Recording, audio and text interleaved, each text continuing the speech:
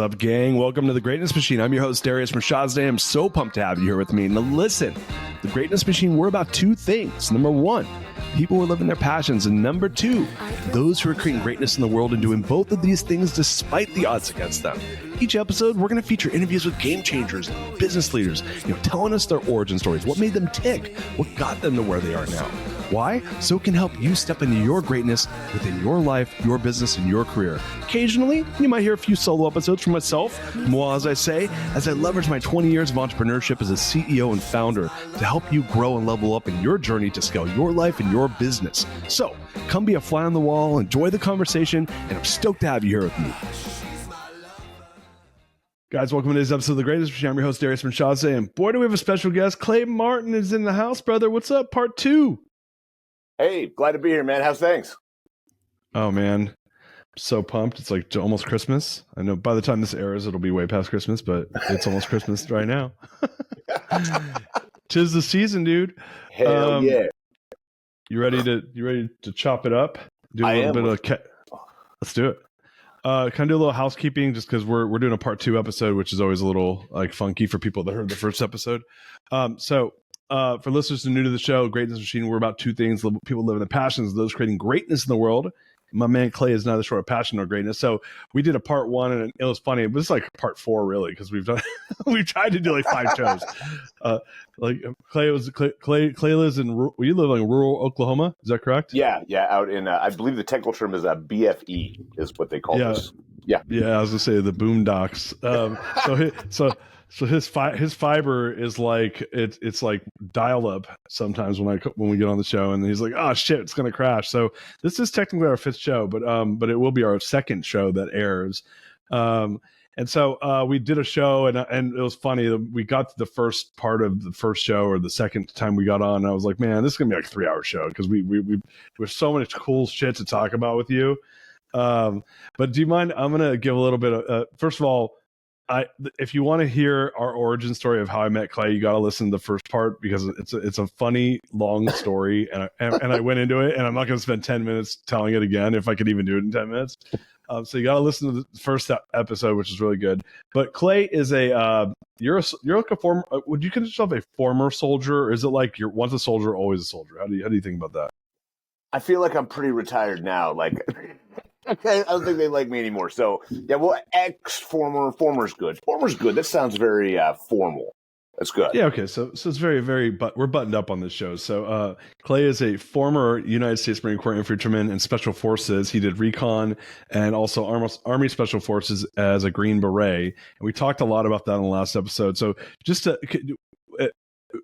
before I get into the rest of your bio, what I'd like for you to do is give just like a 2-minute snapshot of like your military experience up to you becoming a Green Beret, just like up to like getting, because that's what we talked about in the last show. Just give it quick and dirty, and then I'm going to give the rest of your bio, and then we'll jump into the show. Okay, perfect. So I was a 18-year-old kid, enlisted my 18th birthday, went to the Clinton military, which was a whole different thing than the one that these kids have dealt with today with young whippersnappers.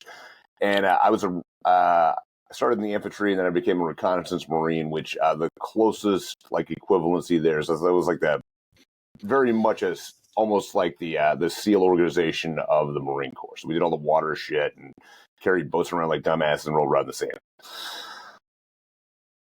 And so, but so when you left recon though, you ended up tell the story about the part about how you basically like there was kind of a fallout there, and then give that background. Yeah. So there was a massive fallout in the organization in the Marine Corps because they did not want to put any of their assets under SOCOM when everyone else did. So after the war started, a massive percentage, like 60-70% of all the recon Marines were left, and they either became contractors or they became SEALs or they became Green Berets. So we all had to switch services if we wanted to do something different. And I ended up with Special Forces selection with like 10 other recon Marines, which is an insane percentage. And that was the story.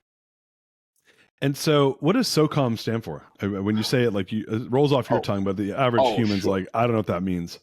It's Special Operations Command. So this has become like a thing that's a little bit more known to kids through like video games and stuff. Because they started slapping the SOCOM label on everything, like SOCOM Navy SEALs. It's a video game series, like 20 of them, or SOCOM this, SOCOM that. It's basically the the umbrella organization of all the special boy shit in the United States is Department of Defense. So all of the services have a component, but they all actually fall under a different command. So Air Force, SEALs, Green Berets, Rangers, all that stuff.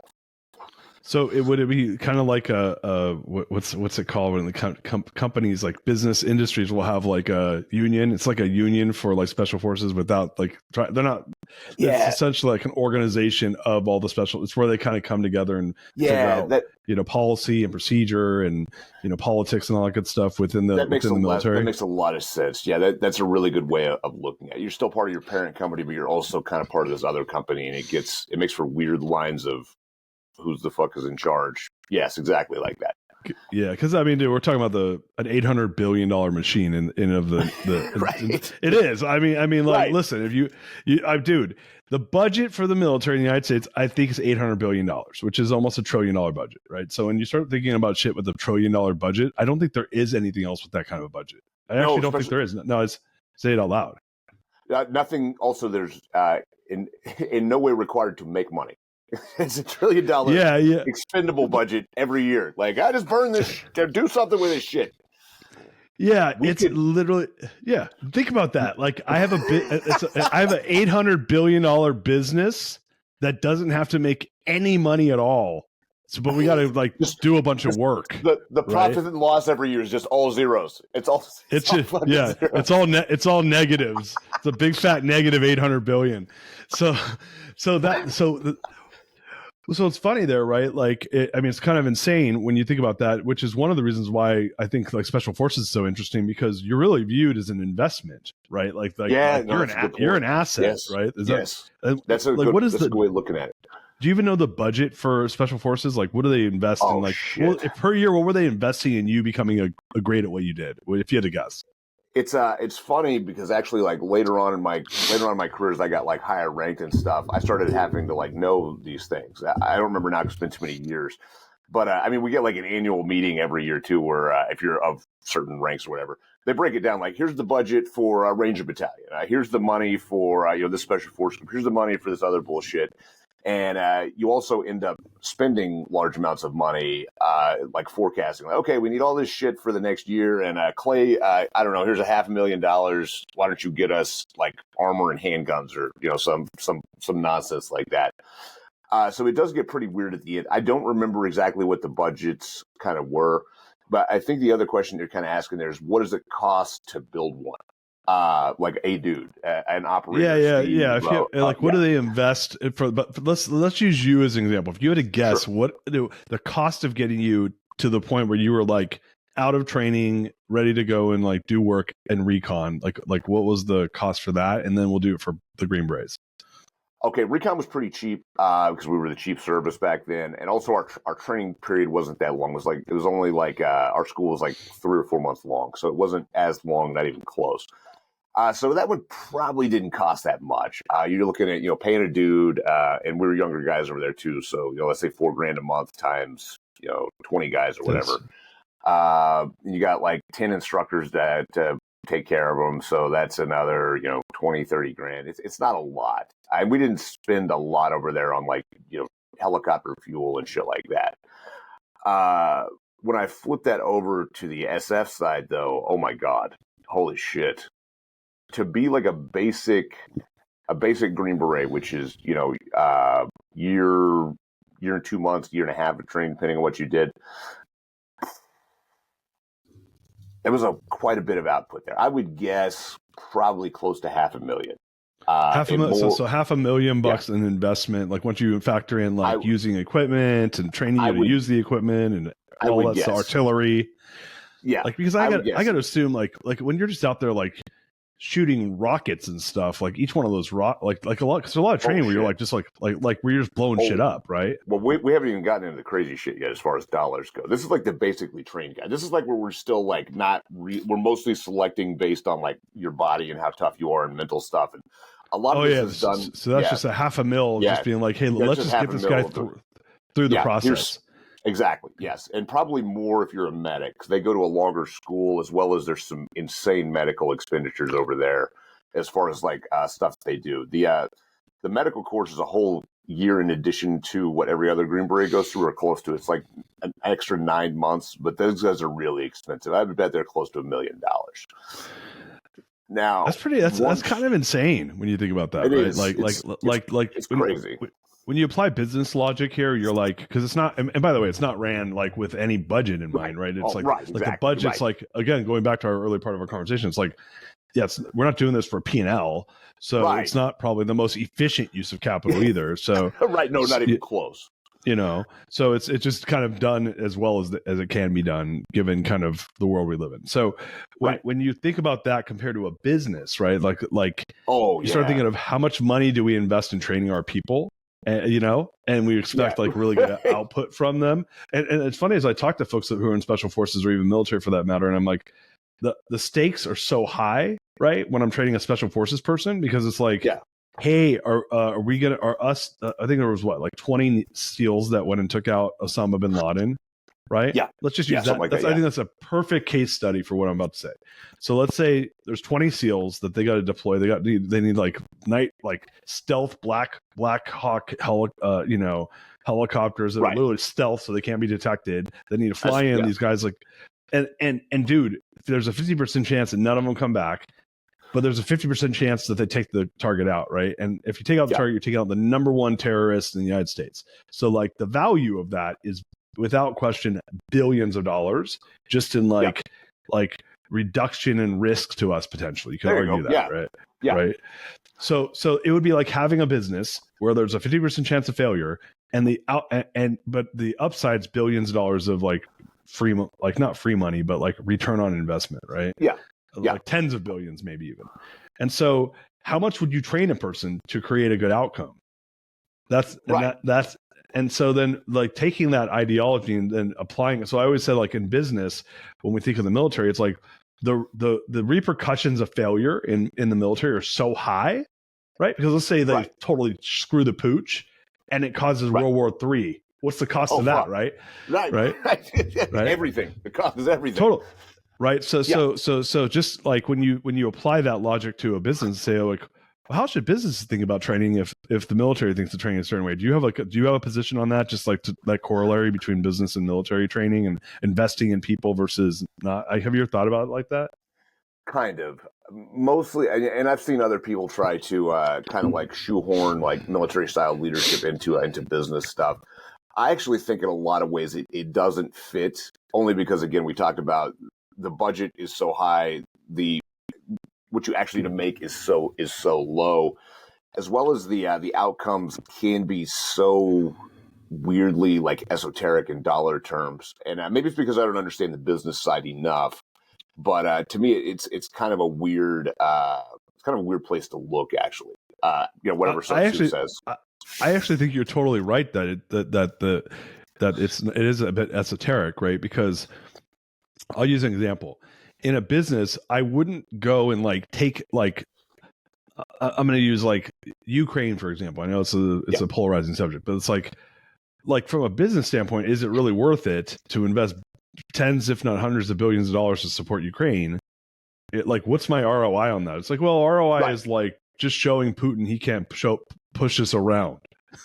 Like, what is like? Because you're not. You're propping up Apple to fight Microsoft. Like, why? Why would I do that? Yeah. So it's interesting. Like when you think about that, you're like, well, we're not really taking out Putin. We're not really like turning. We're not really taking. There's no communism anymore. Although I had a conversation with a guy who was out of Russia. He's like, it's worse now there than it's ever been. Right? Really? He would compare. Yeah, he said it's different, but you would compare it. So we were talking about like religious restriction there, and he was. This is a guy. Oh shit! Oh yeah, I bet. Yeah, he was a Jehovah's Witness that came here like 7 years ago, and he was like, yeah, like there used to be religious like oppression during the USSR. Yeah. And he said that then there was, and then it went away with the fall of communism, and now it's back. And he's like, we were like basically getting, and I said, and we started talking about different countries, like different like they used to be parts of the USSR, like Kazakhstan and these different republics, and how they're like banning certain religions there. Right. Oh yeah, I bet. That does make a lot of sense actually. Right. So then you start thinking of military intervention. You're like, well, what is the, to your point earlier, the esoteric return on like body checking? Because that's really all you're doing is you're walking down the hall and the dude's like standing in the middle of the hall and you're like, fuck him, I'm going to give him a shoulder. Right? Right. And then when he looks at me, I'm going to say, what are you going to do about it, bitch? Right? Like, that's really like, that's kind of what that interaction is, right? Because it's really, you know what it is? It's two dudes who are fighting and you're kind of homies with one dude and the other guy, like you have beef with, and you like kind of body check him. And then while he's fighting the other dude and he looks at you and he's like, fuck, I don't want any, but I gotta just like pretend like I want some, you know, that, and then you like, but you don't want to totally interfere because then that causes a difference. Yeah. Right. So that's, and then, so now to your point, I'm like, what's the economic value of that interaction? It's like, I don't know. Right. Yeah, no, I mean, there's definitely times where it's different. Like, if you tell me, like, okay, hey, we're going to take over, South Africa because they just discovered new diamond mines, and we're going to get the okay, all right, I see the value. Let's do it. In fact, funnily, you could look at the military ROI in a completely different way if you didn't look at like the U.S. military, but you looked at like some of, especially the mercenary outfits from Africa in the 70s and 80s. That were literally doing stuff like this. One of the most famous ones is called Executive Outcomes. And the guy he's still alive, the guy that founded it, he actually just wrote another book that you can only get from a South African press, but it's about intelligence. But this is a case where things literally were like one-to-one. So they would get paid by these smaller countries. Like when the rebels took over their diamond mines, they'd be like, oh shit, these guys got, Russian support. They got, RPGs and machine guns. Who are we going to call? And Executive Outcomes would be like, oh, here's my business card. Oh, look, insurrection stopped or whatever. So they had this private army that was like legit. And they would come in and just, deal with these dudes. And part of it, I mean, it was like a negotiation. Like, okay, well, it's going to cost you, $25 million to get this diamond mine back, and we'll hold it for 6 months while you get your shit together, or whatever. But in that case, you could look at that a completely different way. Yeah, well, I think we're mixing, right, because we're kind of mixing the two things, right? One, in fact, like that's really more of a representation of what a non-modern economy looks like, right? Yeah, so like, exactly right. Like, have you read the book *Sapiens* by Yuval Hari? I can't remember. You should read. You should read that book. Yeah, and the last 20% of the book is all around essentially that the postmodern economy, like post-industrialism, was essentially the economy was like going to war. Because basically going to war was less expensive because, like, number one, there was a totally different perspective on what human life was worth, right? Nothing. It's like well, yeah, the average age like of a human was like 36 years old, right? That the life expectancy, right? Fuck, we'll make some more. A lot of it was just because like people just died, right? And there was a lot of war, right? And there's and we didn't have antibiotics, so like if you got sick, you died, right? And so like the value of life was lower. And so value of life was lower. The cost of actual altercation was lower because we didn't build these insane bombs and shit, right? We didn't have these like stealth billion-dollar jets. Oh, we didn't have any of that. We had wooden boats, or you had like metal boats. Stick. Yeah, right. Well, like even if you go like late 1800s, right? Like you what's a musket cost? Like $100 in modern money? Like, yeah, it's nothing. Let's just put this into perspective. The Civil War happened less than 200 years ago in the United States. And they were marching and bayoneting each other and shooting cannonballs. Like that, dude, that wasn't even 200 years ago. Loading guns like this. Yoinks. Yeah, right. Yeah. What the fuck? You can't see what I'm doing because I'm zoomed in. I'm going to zoom back. I'm literally like, you're stabbing people with a bayonet. I mean, that shit was happening in World War One. If you ever watched like A Thin Red Line, they're like stabbing each other with bayonets. Oh yeah. And that was World War One, dude. That was what 100 years ago, not a little bit over 100 years ago. So like this modern warfare it's a modern paradigm of what it costs to go to war. And so back then it was like, dude, I know how I'm going to win economically because you didn't have modern business. You didn't have an industrialized nations. You're like, I'm going to go pillage my neighbor and take their land and take their resources. And then that's and now guess what? It's mine. Maybe enslave them a little bit too. Yeah. It'd be awesome. Yeah. No, it's you can, right. A lot of money that way. But So these private mercenaries or private military, like what you just described, was like basically a micro version of like what happened 150 years ago, right? Like, hey, like Pretty much, yeah. like they're like hey, they took our diamond mine. Like it'd be like a nation taking another like piece of land that had oil in it, saying that's mine now. And I think they said that hasn't happened. You have not had one of those incidents of taking land or taking. Well, you have plenty of taking land, but you don't have an incident of a country taking over another country. That has not happened since World War II. I don't believe so. Like you've had revolutions where people like, true, but you don't have states, where like you've had states split also, yes, but yeah, you've had civil war, you've had revolutions where overthrowing governments, but you've not had a country say that used to be Darius land and now it's clay land. That's interesting. I actually did not know that. I'm going to have to look into that, but I can't think of a single one off the top of my head either. Can you think of one since World War II? I can't. I can think of plenty of revolutions and I can think of tons of civil wars, but I cannot think of an example where like, hey, that used to be Canada and now it's United States of America.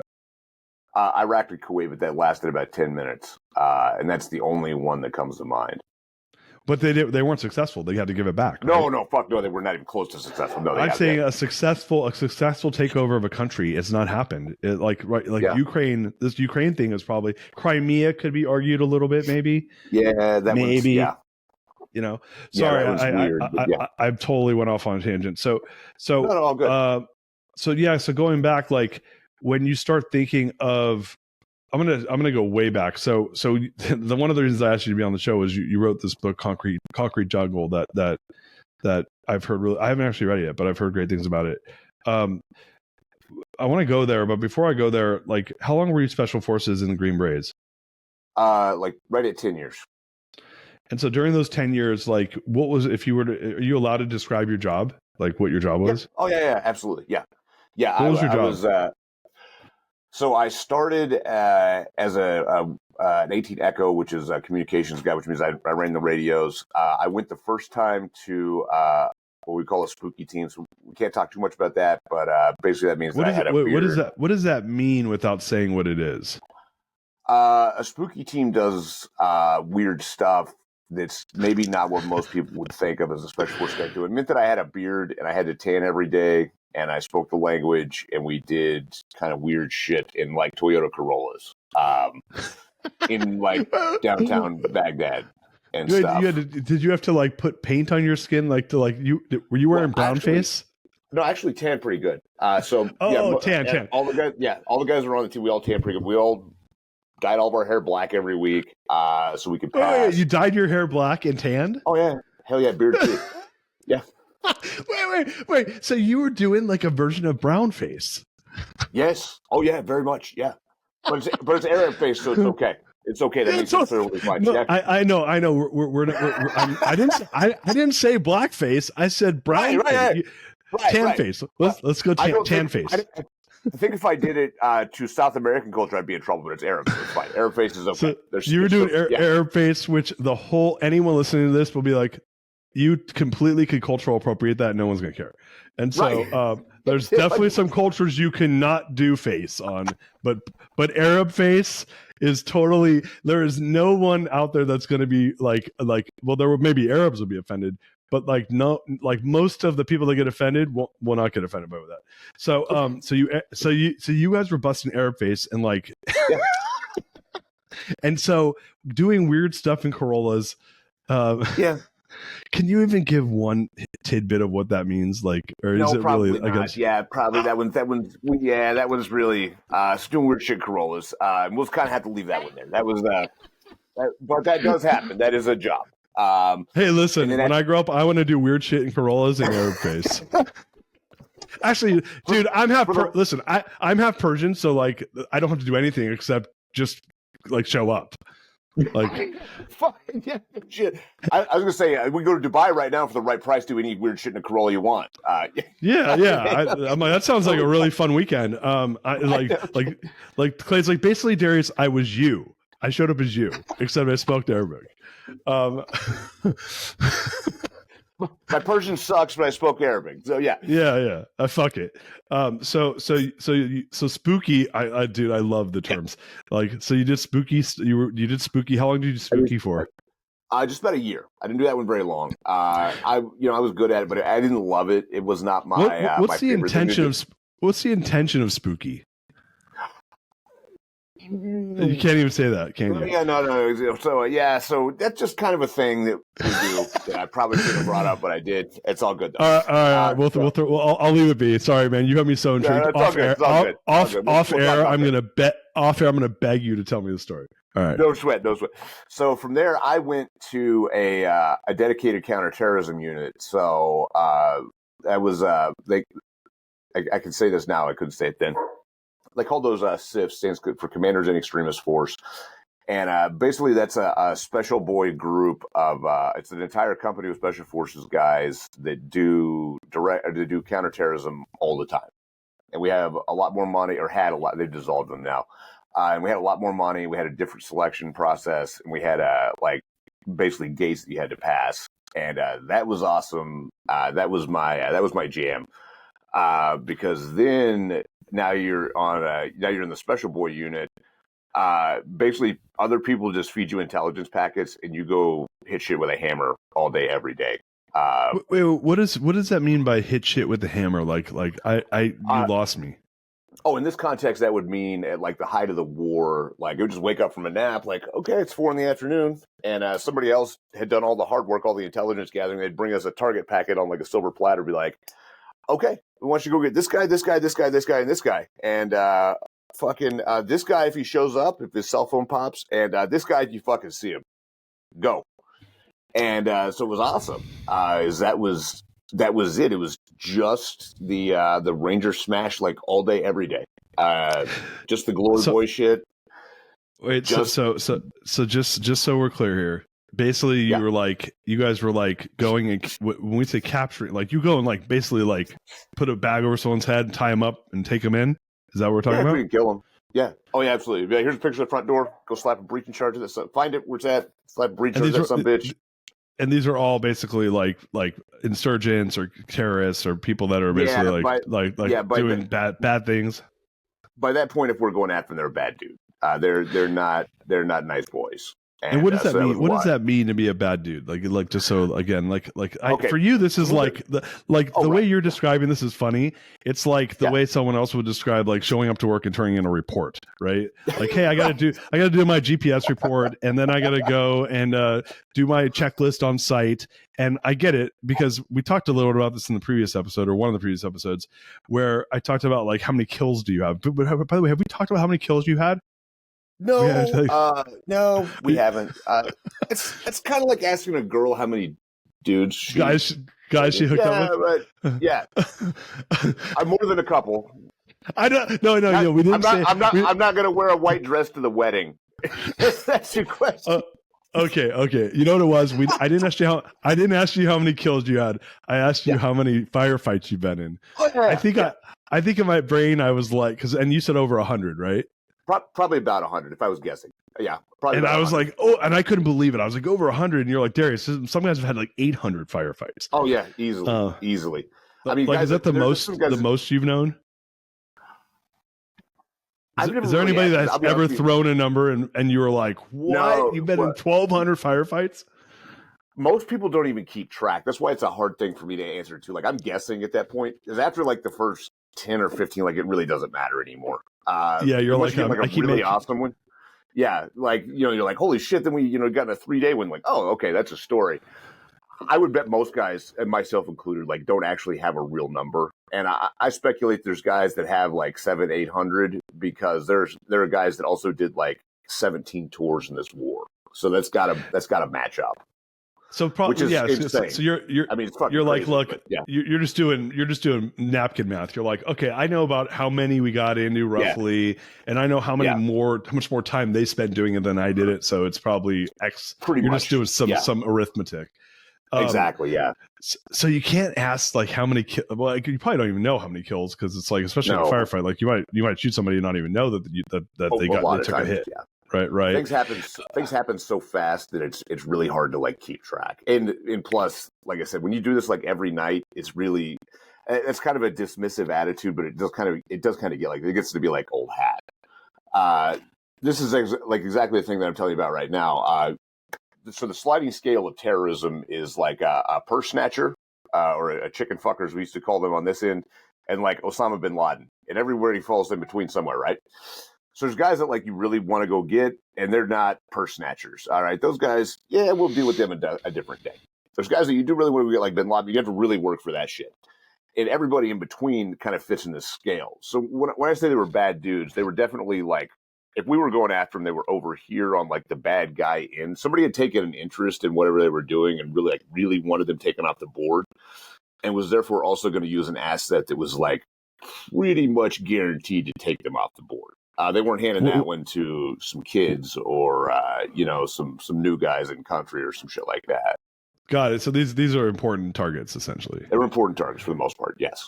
Yeah. So when you were in the counterterrorism group, when you were doing that, it was like, here's your list. When the hammering is funny because it's like there's two ways of thinking about that. You're like just another day at the railroad, putting railroad spikes in, like just like so repetitive, right? Or you're like just hanging drywall, aka tying people up and putting bags on their head and taking them out, or taking pictures of them with their head exploded, one or the other.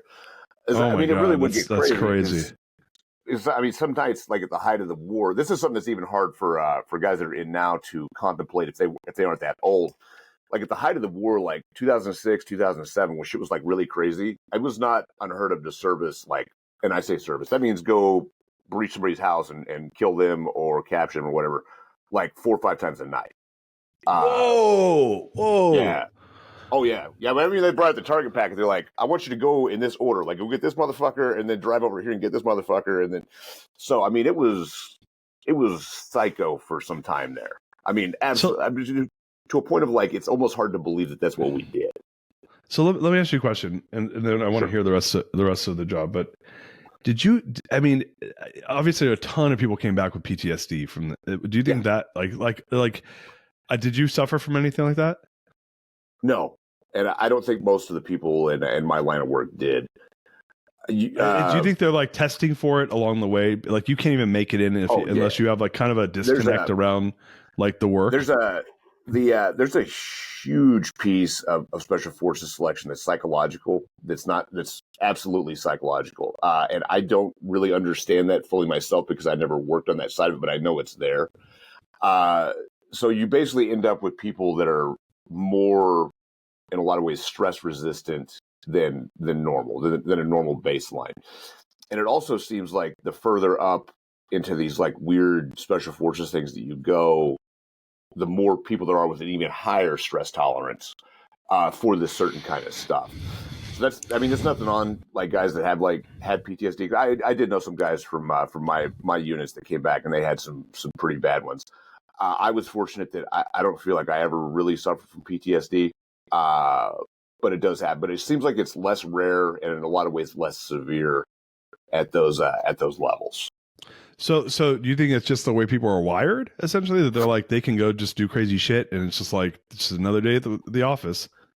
Yeah, I really do. I think it's it's all like psychological and maybe genetic makeup of your brain or some shit like that. But it does seem like there's a lot to that.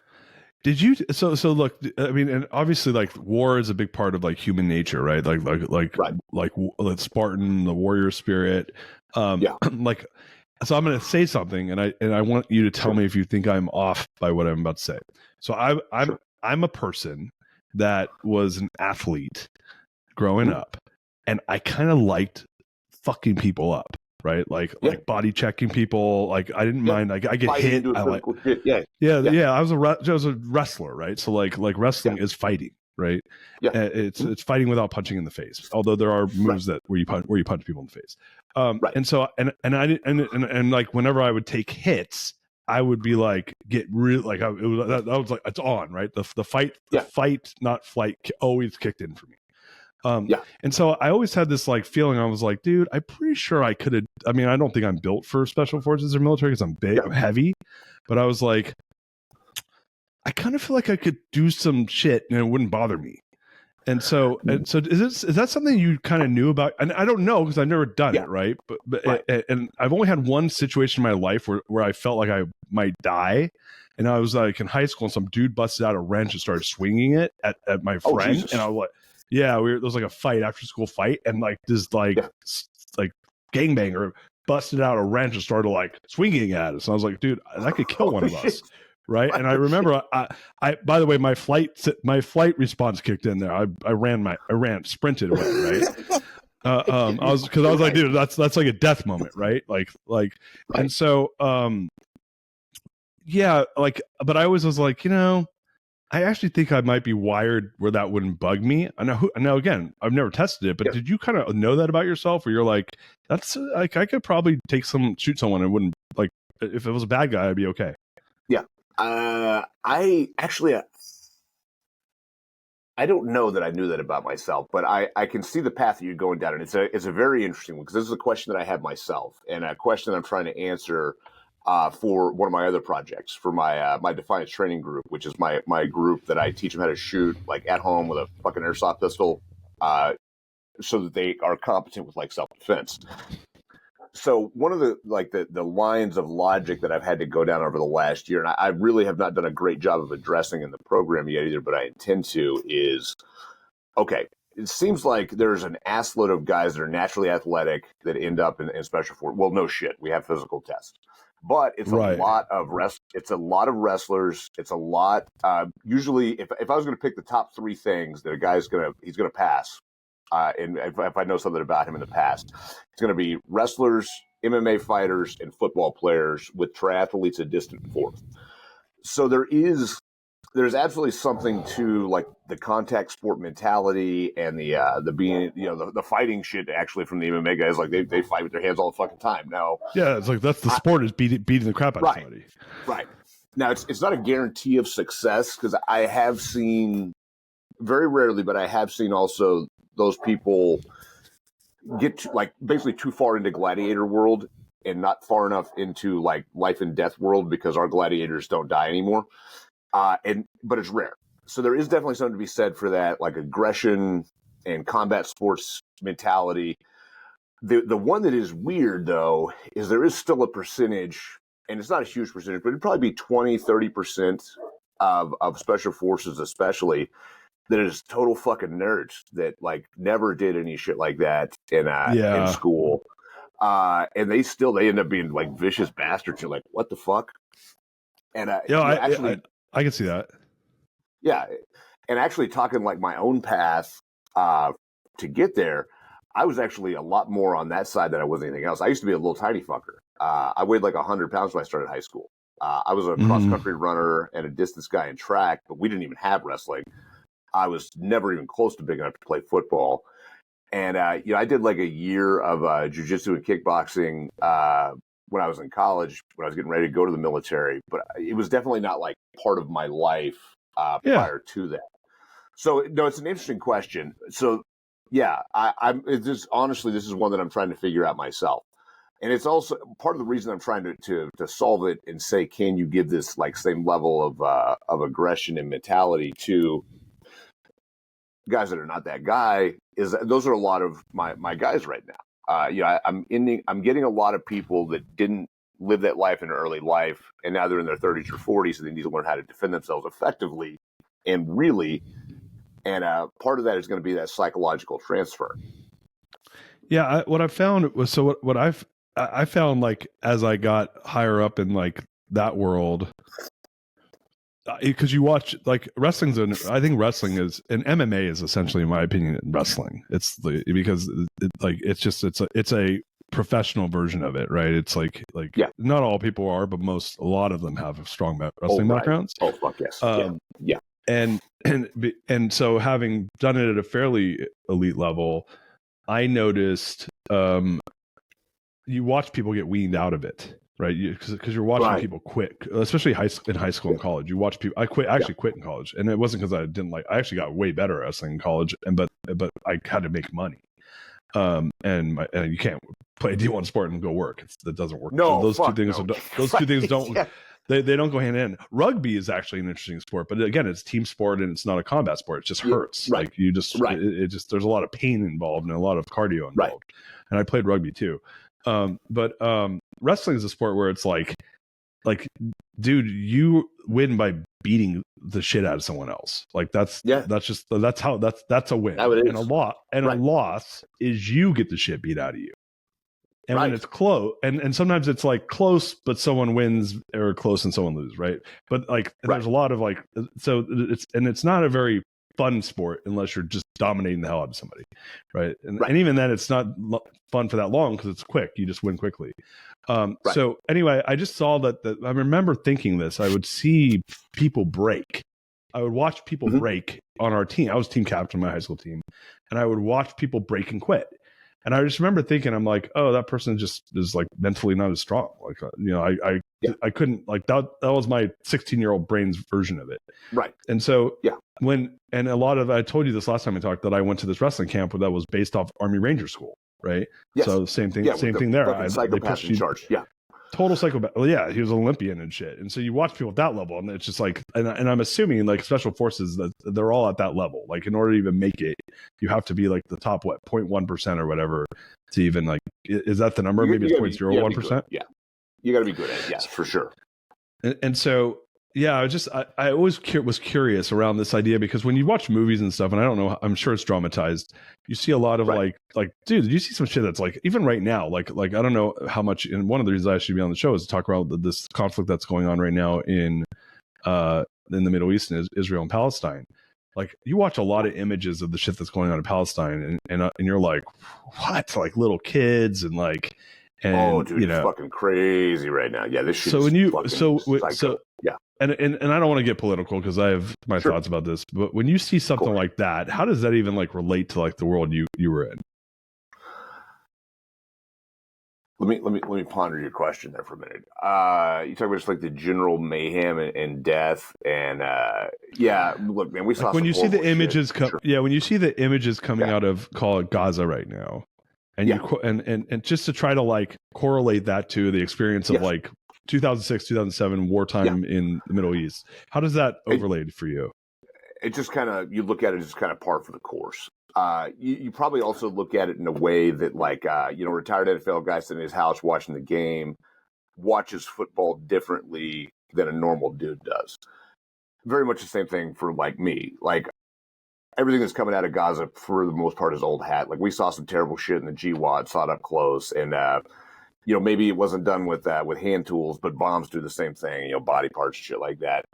But yeah, it's kind of like it's kind of an overlay of like, this is modern warfare and this is what it looks like. Same thing with Ukraine. You can feel a little bit bad for people on either side getting fucked up. But when you watch it, it's kind of watching with a professional's eye of, this is modern war. This is what it looks like, and this is the shit that happens.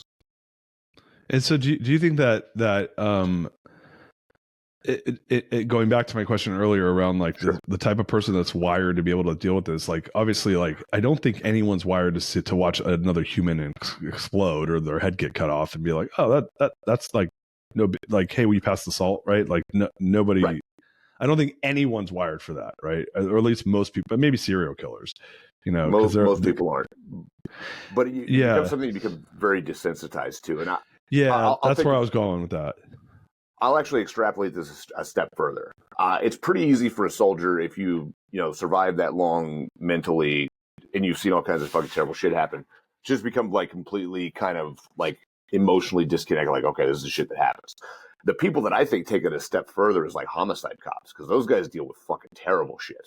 At least the bodies I have to touch are usually still warm. And it was, unless we're talking like a beheader cell or torture cell guy, and also I don't have to like minutely examine all this shit to figure out what happened. I just need to kill the son of a bitch that's standing there.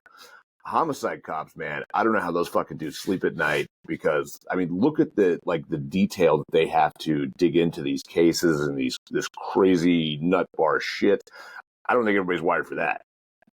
Oh, interesting. Yeah, because to your point, like, There's a saying, a book I just read, Morgan Housel's new book, where he says like the best story wins, right? Which the inverse of that's like you don't really know the story of that. You know, like someone gave you like a one paragraph, like, hey, this guy's a scumbag, go take him out, right? Yeah, Like, go all right, where do we gotta go? All right, hey, you guys want to grab some lunch on the way?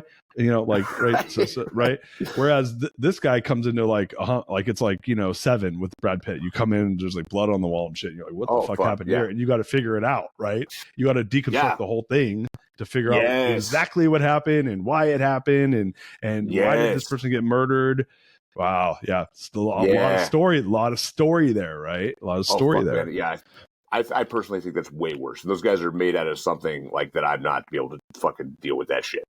Yeah, it's like, so yeah, when I was a kid, I used to watch America's Most Wanted every weekend. Like, oh yeah, me too. Hell yeah. Yeah. So I have a funny story about this. Audience has never heard me say this. I was talking about this the other night. We were talking because actually last night I was out to dinner with my buddy, and I have a 10-year-old son and he has a 10-year-old son, and my wife's sitting next to me and his wife's sitting, and the kids go outside, and it's like in like a not the best neighborhood, but like it's kind of near a freeway overpass where there's like some homeless people live and stuff. So it's like it's a light sketch, right? Like the actual where the shopping center is, but it's really good Vietnamese food, so it's worth the light sketch. And so, and so my son's like, "Hey, Dad, can I go outside and go for a walk? I just digested my food." And I go outside, and I was like, "Yeah." I go out to look at my car, and I was like, "Sure." And I come back in, and my friend's mom, or the other kid's mom's like, "Did you just let them go outside by themselves?" Now, mind you, they're close to 11 years old, and I was like, "Yeah, they're just like standing, they're like walking in the shopping center." And she's like, I don't feel comfortable with that. Now, his wife, who's my buddy, he grew up where his mom died when he was 2. He literally was orphaned, and like his grandparents in Long Island, New York, his grandparents were like, didn't give a fuck. He was like literally like throwing buying like ninja stars and knives and shit in New York City in the 70s. Like he would take the subway into New York City, I'm not lying, to Times Square in like 1981 by himself when he was 8. Right? That's the dad, right? Like, yeah, because he's like 6 years older than me. So he was 8. Shit. He was 8 years old in 1980, and so he's like this like. People need to understand New York City was a shithole back then. If they don't, Times the younger guys don't really get that. Yeah. Oh my God. Oh, it was Times Square. 1980 was like a porno. It was like a porn movie. Like it was literally like smut and drug dealing and heroin. It was super shady. Makes Vegas, Sin City look like fucking Disneyland. Yeah, like Disneyland. Yeah. Like no exaggeration. Like it was like going to like Skid Row with like hookers and drug dealers everywhere. And like just watch the TV show Deuce, the Deuce on HBO. Have you seen that show? No, I haven't. I'm gonna check this one out too. Great show. It's from the creators of The Wire, and it's about Times Square. Nice. Times Square 1970s, how the porn scene came out of it. It's 2 seasons. Maggie Gyllenhaal, a bunch of people from The Wire. It's an awesome show. Nice. So anyway, so that's my buddy, the dad, my buddy Joel, and he's sitting there, and I'm like, and he looks, he's like, I'm not worried about that. I'm like, yeah, me neither. I was like, dude, when I was 10, I used to go to the parking lot all the time because I was bored hearing my parents talk, you know? Yeah. And so there was a reason I said all that. Oh, it was. I said it because. Oh yeah, so because kind of dude, with you, Clay, I just go on a lot of tangents. So I can get it. So when I was 10, dude, I used to watch America's Most Wanted upstairs in my house by myself, like on Sunday nights at like 8:00 at night, in like, dude, just watching about all the murderers out there. So like for me, like I don't know, I was always intrigued by that shit. But I guess you're right. Like these homicide cops, different people, man, different people. Oh man, yeah. Different dudes. So sorry, man. I didn't mean to go off there. Let's go back. So after you did the counterterrorism stuff, what happened after that? So my last 3 years I was in, I ended up teaching at the school. So I taught close quarter battle, and I also taught the tactical side for the Spooky Boys. Again, so coming full circle. And I ended up, I had to teach them how to be an undercover brother with the guns and knives and shit. And then I also taught at the sniper school as like kind of an aside because I was a dual qualified person from being in the counterterrorism unit. What? So, did you ever sustain any injuries when you were in special forces or in the military?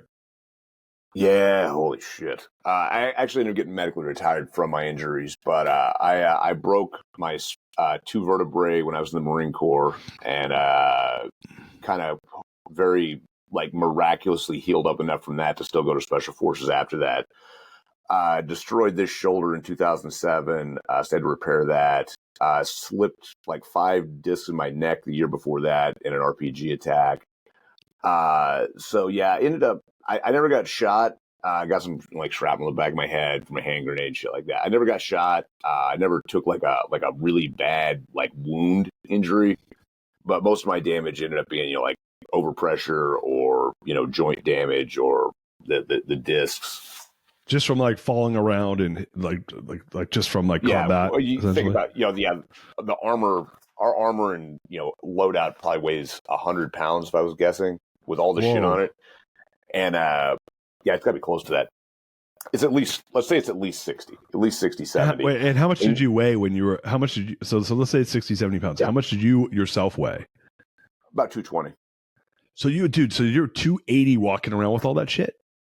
Climbing buildings, like free climbing the outside of buildings, chasing little fuckers all over the streets, climbing stairs, doing all kinds of silly shit, coming down ropes out of helicopters.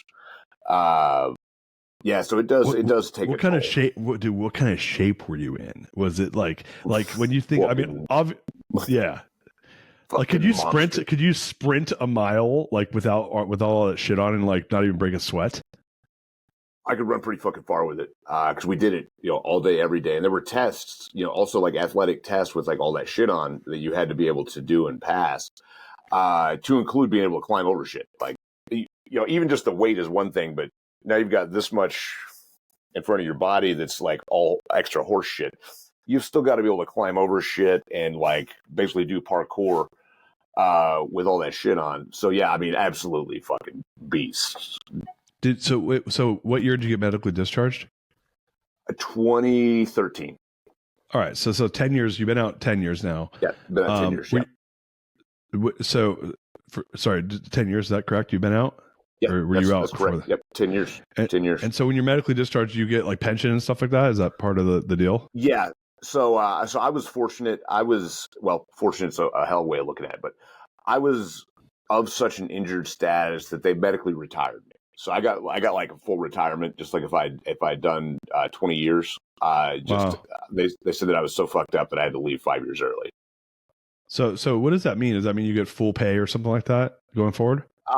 You get a full retirement. So your retirement from the military it's a percentage of what your base pay is, like 60% or something like that.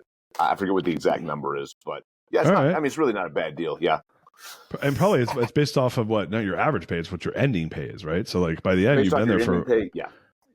So you're making all right money, and then and then you get like a decent chunk of that. So that's good. So it gives you something to kind of work with while you're trying to like figure out what's next. Right. Yeah, exactly. She's my lover. You are listening to The Greatness Machine, and that's a wrap for today. Listen, if you love what you heard, subscribe to the show on whatever podcast platform that you're tuning in on so that you don't miss any of our future episodes. We have tons of great people coming on, and we're stoked to have you here to enjoy it with us. Leave us a review. Tell us what you love most about this particular episode. We love getting the reviews. We love to see what you guys love most. And if this particular episode, made you think of someone who's leveling up in their business and in their life, print screen, share it with them. Leaders are the best givers. And after all, we're all here to support and grow with each other. And in case you want to see some of the fun behind the scenes shots or some of the things that we're doing, I'm actually writing about this in my weekly newsletter. Go to www.therealdarius.com and subscribe to my newsletter. We're talking about fun things like business and life and mindfulness and cryptocurrencies and gosh, I don't even know, everything and anything, but it's tons of fun stuff I write about. I try to get it out on a weekly basis. You can subscribe at www.therealdarius.com. And with that said, look, thank you guys so much. I appreciate you. I love you. Peace. We're out of here. See you guys on the next one. She's my lover.